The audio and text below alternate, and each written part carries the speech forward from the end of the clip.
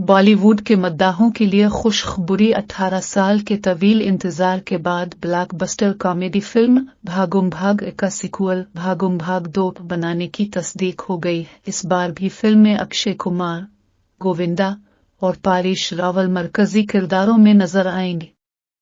मरूफ हदायतकार प्रियदर्शन की ये फिल्म माजी में नाजरीन के दिल जीत चुकी है और इंटरनेट पर कल्ट कॉमेडी का दर्जा हासिल कर चुकी है। फिल्म के हुकूक शीमरो एंटरटेनमेंट से हासिल करके रोइंग रिवर प्रोडक्शंस की समता अश्विन वर्दे ने प्रोड्यूस किया है। समता ने कहा, एक खास फिल्म जैसे भागम भाग को एक खास सीक्वल की जरूरत थी।